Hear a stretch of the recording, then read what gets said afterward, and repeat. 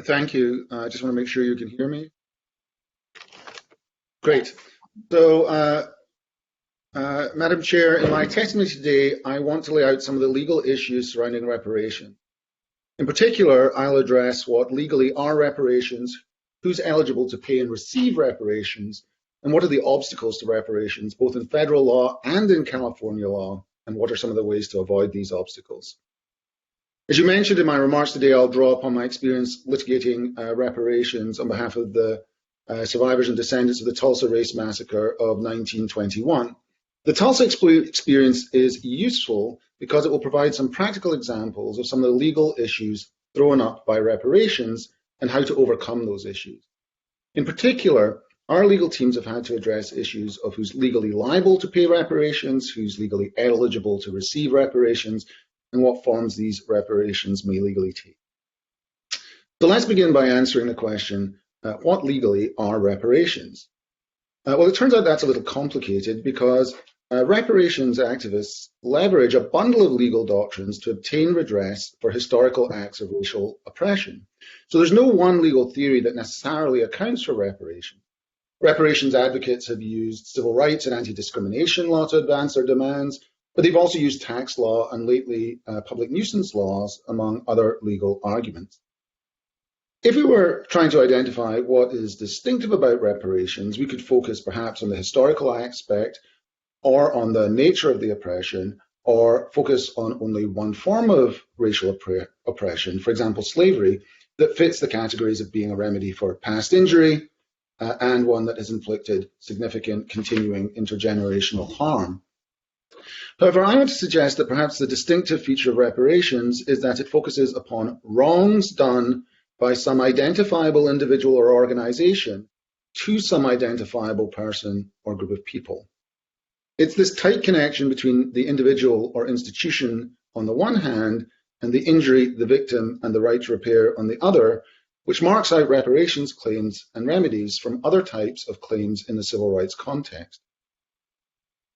Because I realize I'm not just speaking to a legal audience, it might help to give a rather simple example. So bear with me. If it's too simple, I apologize, but hopefully it'll help to explain what's going on. So imagine a group of kids of all different races went trick-or-treating a few years ago. When the children came back to the house, the black children had less candy than the others. Suppose the next year, the parent sends another group of kids out trick-or-treating. Some of the same kids from last year, some have joined, some have left. Nonetheless, the same thing happens. The parent, acting as the state, might decide to even things out and have the other children share the candy with the black children so everyone comes out the same. Under current equal protection law, because the parent is the state, then the parent has to have some really good reason for redistributing the candy. One reason might be that the parent knows that in the past, black children in this neighborhood got less candy.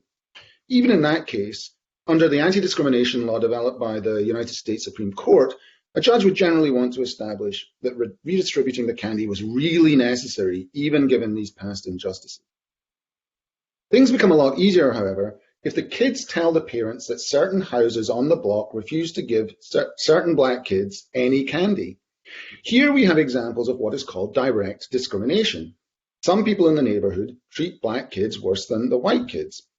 It becomes even easier to justify giving black kids extra candy if the parent, as a state, has done something to encourage or at least passively go along with the people who discriminate in that neighborhood. Here then, we have the classic reparations claim. Someone has done an identifiable wrong by not giving candy to an identifiable person, the black kids who were trick-or-treating. Now there is a strong legal justification for giving the wrong kids extra candy, and even for asking the other trick-or-treaters to help out in sharing the candy around. Each of the wrong children has a claim for having the candy redistributed this time around. But in addition, there may be some children that were also wronged last time around and didn't get the candy redistributed then. Their claim from last time around still exists, and so they may say that, in fairness, they should get the candy from last time around too. So we have two different ways of thinking about what would be just here. One is a claim that it's fair to redistribute the candy because this class of people, black kids, are generally discriminated in this neighborhood. That's a traditional civil rights claim. Another is a claim that it's fair to redistribute the candy because some black kids were wrong this time and some black kids were wrong last time, and each time they erode the candy they should have received were it not for the racist neighbors in the neighborhood. One final feature specific to reparations as a legal doctrine is the idea that these rights to repair can be handed down or inherited by the descendants of the original victims, or what California law calls in a few of its reparation statutes, their heirs and beneficiaries.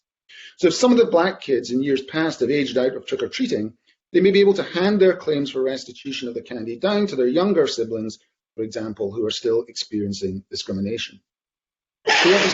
Reparation is that it focuses primarily on remedying identifiable individual acts of wrongdoing rather than general claims about the fairness of the redistribution, though it does that too.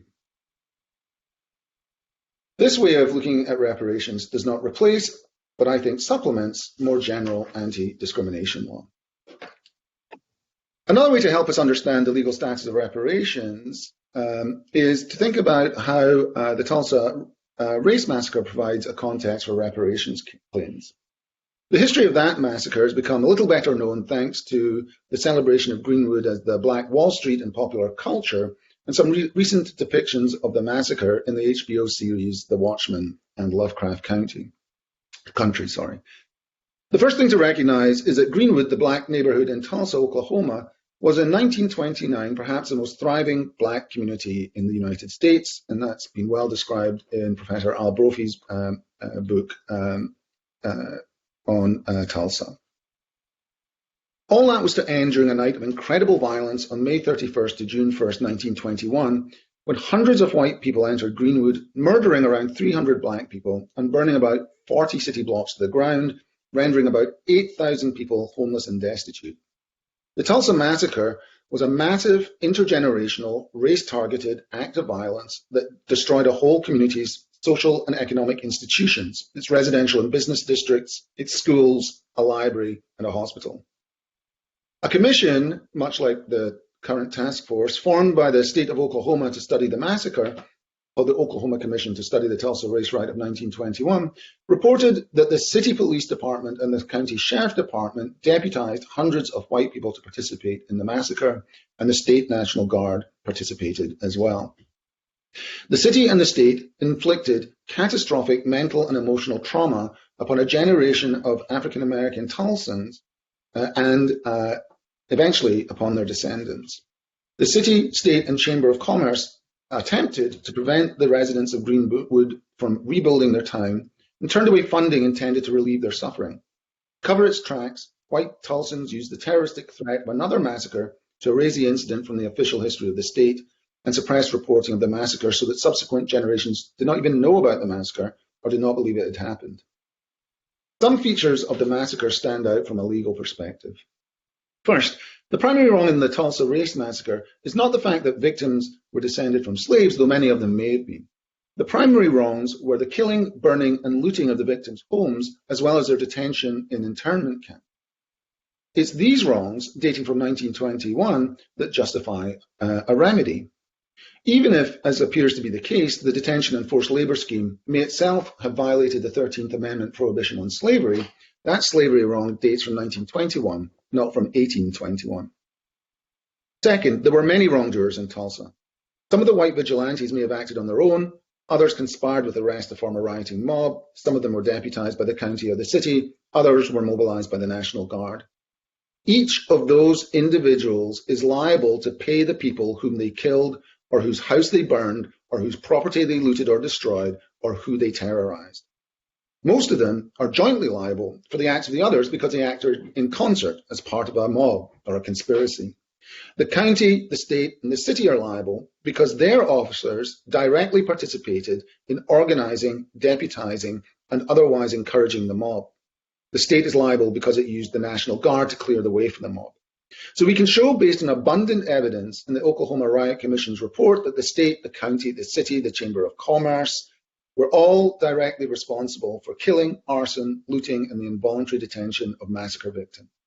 On that basis alone, the state of Oklahoma, the county and city of Tulsa could justify paying reparations to the victims of the massacre or their descendants.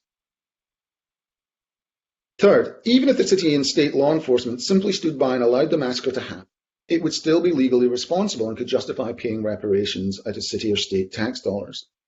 As the court stated in City of Richmond versus J.E. Croce and Company, a 1989 case that was actually a blow to civil rights litigation, nonetheless, the United States Supreme Court said if the city could show that it has essentially become a passive participant in a system of racial exclusion practiced by elements of the local businesses, we think it's clear that the city could take affirmative steps to dismantle such a system.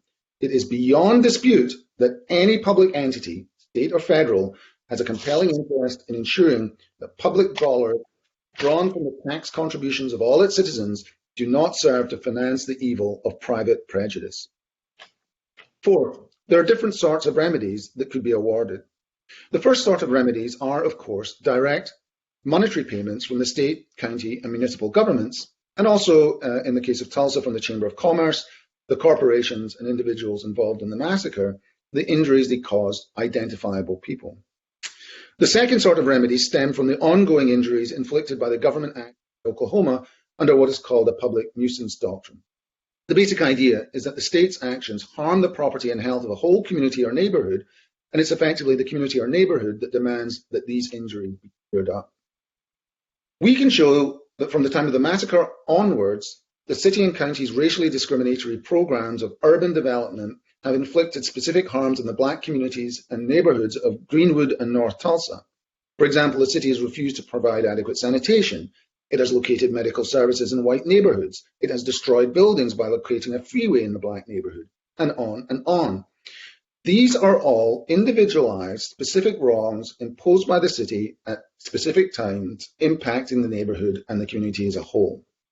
So the sort of clearing up program we've asked for under the public nuisance theory of community-wide harm includes property development, development of mental health and educational programs, creation of a land trust, construction of a hospital, an urgent care centre, immunity from all city and county taxes, scholarships, and preference in government contracting. So what are the legal obstacles to reparations? First, we should distinguish between reparations litigation and reparations legislation. Reparations litigation faces challenges that the legislation does not. I'll lay out in the main the obstacles facing legislation, and I think there's 6 major legislative obstacles. First, there's often a claim that there's an absence of directly harmed individuals, the claim that, for example, all ex-slaves have been dead for at least a generation. Second, the absence of individual perpetrators, for example, the claim that white Americans living today have not injured African Americans. Third, the lack of direct causation, the claim that it was not this identifiable person who inflicted the injuries suffered by the victims, but some other group. Fourth, the absence of a contemporary legal wrong. Because it was legal at the time, the wrong is a moral one at best and not a legal one. Fifth, the indeterminacy of compensation amounts. It's impossible to determine who should get what and how much. Sixth, specific to California and a few other states under Proposition 209, the claim that the remedies are race-based preference to provide education, public employment, or government contracts, whatever the state's significant interest in remedying discrimination. So what are the ways to avoid these obstacles?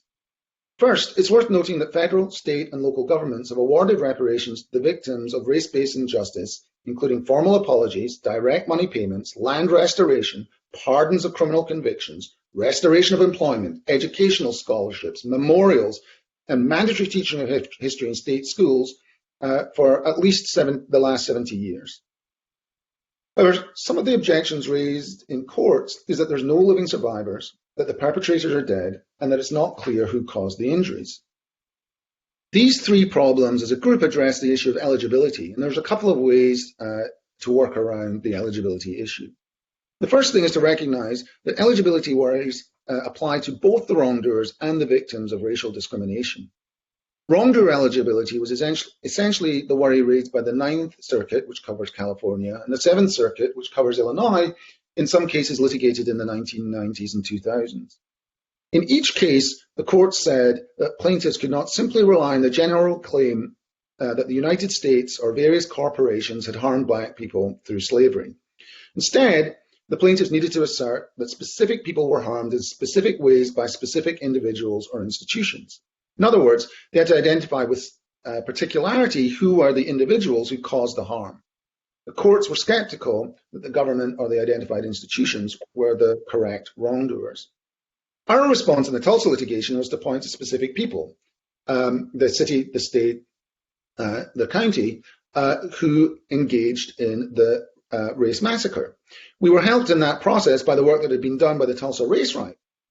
Their creation of an historical record allowed us to make the connection between the state, county, and city through the injuries that they inflicted to the survivors, in the first case 125 survivors, in the current case 3 of them, who suffered those injuries, and to their descendants who could claim a remedy.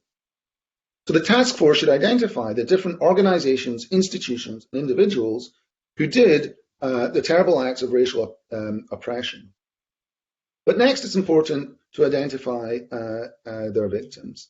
But before I go on, I should say that many of these organizations are still in existence. In Tulsa, it's the same city that inflicted the massacre and should remedy it. It's the same Chamber of Commerce that interned the survivors that should be held liable for those acts. For Japanese American internees who were the beneficiaries of the Civil Rights Act of 1988, it was the same federal government that sent them to internment camps that provided reparations. So for many institutions, the idea that they're not still around is just plain wrong. Second, remember that the Supreme Court in Crowson said that if the state had become a passive participant in private wrongdoing, it could reach out to remedy those wrongs, even if it was not the direct cause of them. So something beyond strict reparations is allowable so long as the state can show that it passively participated in the wrongdoing by standing back and allowing it to happen, or perhaps creating the legal framework through which it operated. The final problem is the eligible group of victims. The Ninth and Seventh Circuits suggested that the plaintiffs were not eligible to bring the lawsuit, in legal lingo, that the plaintiffs lacked standing, to act on behalf of all formerly enslaved black people in the United States. The court wanted to know how these plaintiffs themselves suffered or inherited the injury. It's worth recognizing that reparations can address this worry so long as we properly address the injuries inflicted by the government actors and plausibly attributable to the government through private actors. First of all, some of California's reparations statutes already allow descendants, in the legal language used in those statutes, the heirs and beneficiaries of the victims, to claim reparations owed to the direct victims of racial oppression. But second of all, there are likely lots of people injured in different ways and at different times by different forms of racial oppression, from slavery on through Jim Crow to the present. So part of the important work of this task force is hopefully the work of charting the wrongs imposed by slavery, Jim Crow segregation and beyond: kidnap, forced labor, maiming, killing, family separation, rape, torture, peonage, land theft, arson, medical experimentation, segregation, community fragmentation, environmental pollution, and all the myriad ways our economic, social, and educational systems have been and still are set up to inflict direct physical, emotional, and psychological trauma on people of color, and particularly black people in California. One of the wrongs that stands to be redressed is the enslavement of people as chattel property as part of a state-created, maintained, and supported system of discrimination. However, though the wrongs addressed by reparations in the United States might begin with slavery, those wrongs do not end with slavery. As AB 3121 recognizes, the legacy of slavery includes sharecropping, convict leasing, Jim Crow laws, and each of these instances of discrimination and injustice constituted separate, distinctive wrongs attributable to a variety of different individuals and institutions, including federal, state, county, and municipal governments, as well as businesses, schools and universities, hospitals, and other California organizations and institutions. Many of these wrongs still remain unaddressed. Nonetheless, their effects continue to be felt as part of a system of racial oppression. Reparations simply demands that the victims receive the various forms of redress to which they are entitled from those individuals and institutions as one way of addressing systemic racism and racial inequality.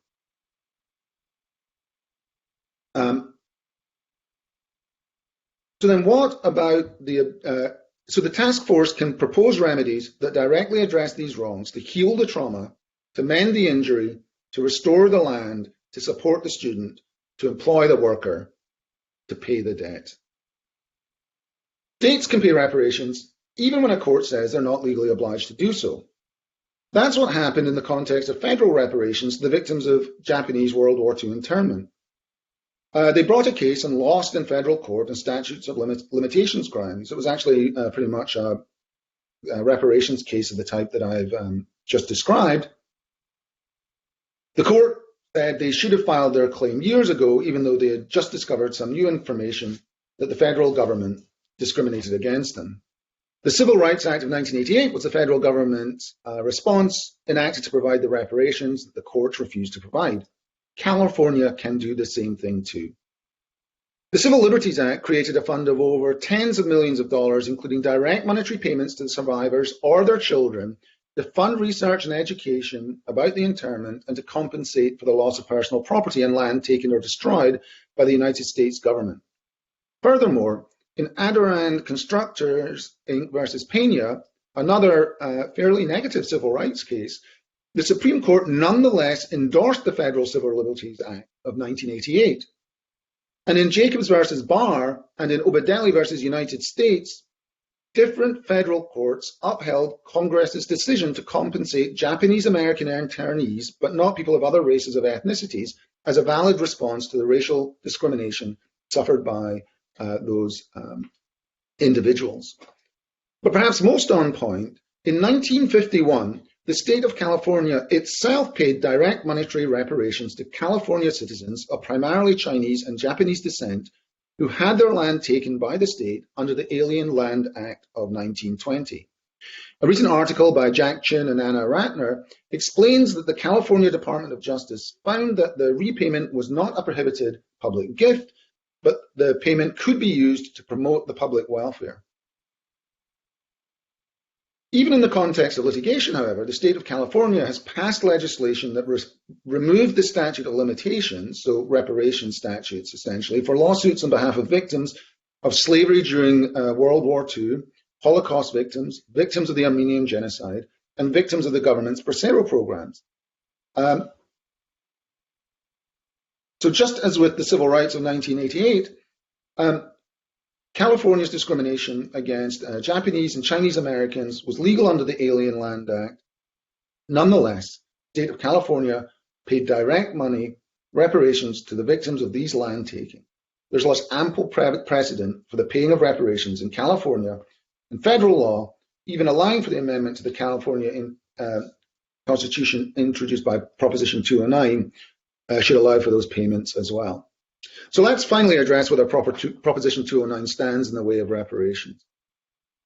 Prop 209, which is now codified into the California Constitution, prohibits racial preferences in education, public employment, and government contracts. Essentially, it prohibits what I called earlier redistributing candy based on race-based classifications, but it does not prohibit remedies for direct discrimination through past wrongdoing. I said at the beginning of my testimony that the best way to think about reparations is that it's a wrong-based remedy. One reason is that the wrong-based approach avoids the problem of racial preferences that are prohibited under Prop 209. The other is that it avoids hostility to race-based remedies baked into constitutional doctrine by some of the more recent decisions of the United States Supreme Court. If some identifiable person has had their life, their liberty, their land, or their labor taken from them, then the person or institution that took the life, liberty, or labor has done wrong and owes that person restitution. Paying restitution is not some form of special treatment or preference. It is the standard way we compensate people for harming them. The same goes for opportunities to buy land, to work in certain jobs, to attend certain institutions. If some person or institution wrongfully excluded another on the basis, for example, of race, then that person or institution must make it up, in part by allowing them to have that job or to attend that institution. Again, this form of restitution is not a special treatment or preference. It's just the standard legal way we compensate people for harming them. Even Justice Thomas has recognized the validity of this wrongs-based analysis. In his dissent in Grutter versus Bollinger, the Michigan affirmative action case, he acknowledged that one of the few instances in which he was willing to allow race-based remediation was, quote, where a governmental institution is remedying past discrimination for which it is responsible, end quote. So to the extent that these wrongs call for scholarship and government contracts, for example, so long as they are awarded on the basis of past identifiable injuries directly caused by state or local government, then they're not preferences at all. My colleague at Loyola Law School, Kim West-Falcon, has argued just this point in her scholarship, suggesting that this is one way in which race may permissibly play a role in California education placements. Finally, the easiest way to avoid the application of Proposition 209, which I've detailed a little bit more fully in my written remarks, is to adopt a race-neutral category to award educational places, employment, or contracts. The wrongs that I've suggested, enslavement, peonage, and so on, are race-neutral conceptually. So are remedies targeted to land, including the taking or destruction of or exclusion from particular neighborhoods in communities. There's plenty of examples in California history that call for the righting of this sort of wrong, and so long as they are directed towards the wrong rather than towards racial classifications, then Prop 209 should not apply.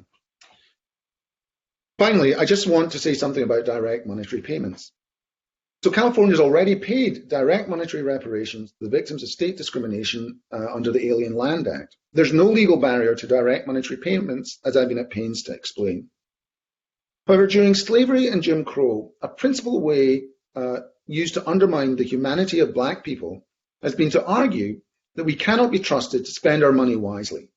This argument has become so deep-rooted that even some Black people believe it. But it's a way of denying Black people the autonomy to determine for themselves what's good for them, and a way that payments to Black people are arbitrarily capped or channeled away from Black people and Black institutions. That is a major feature of the current reparations struggle in Tulsa, where various foundations are right now trying to channel reparations meant for Black Tulsans into white institutions. When someone receives damages through litigation, the court does not get to ask, how are you going to spend it? And I suggest neither should this task force. I've also been at pains to argue that money payments are not. Granting scholarships does not change the fundamental challenges of preschool and elementary school education that determine life outcomes. Pouring money into an already failing system will just perpetuate the injuries that have harmed Black Californians for generations and will continue to harm them for generations to come. I encourage the task force to recognize that reparations is about transformational remedies to repair the wrongs of race-based oppression. This task force can embody that change by including the public, not just as commentators, but as experts who get to tell the task force what that change looks like. What we're trying to work on in Tulsa is giving the people who are most impacted the opportunity to tell their history and to speak transformative aspect of non-monetary reparation. And I look forward to answering any questions you might have.